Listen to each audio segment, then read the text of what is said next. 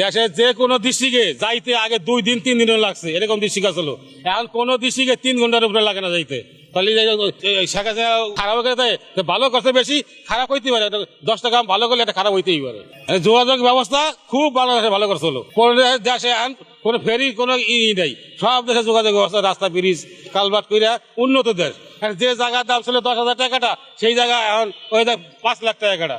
তো দেখে উন্নত না? এই একটা গরিব মানুষ উন্নত হয়েছে না?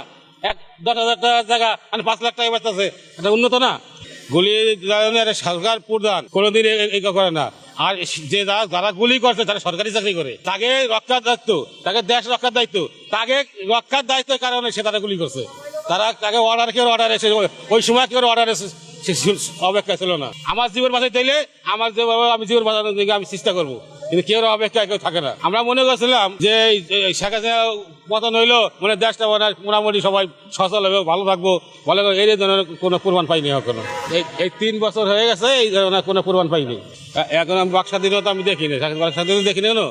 ধরেন শোনেন, একটা দেশে যদি একটা ঘটনা 2-1টা ঘটনা ঘটতেই পারে, ঘটবই, এটাই দুনিয়ার নিয়ম। ঘটনা করলে আরেকজন দৌড়ে কি হয়েছে। আর এখন বর্তমানে একটা ঘটনা ঘটলি কেউ আগেও পারে না, সবাই পিছিয়ে জায়গা ওখানে যা দরকার নেই, বুঝছেন?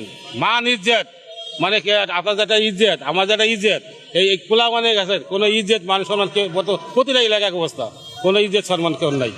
বর্তমান যে দেশ চালাইতেছে এটা দেশ চালাও না, আওয়ামী লীগ সরকার আমলের দেশটা সুন্দর চলছে। আমরা ভালো ছিলাম, আমরা ভালোভাবে চলছি, আমরা টাকা ইনকাম করতে পারছি, আর পাতাছি না।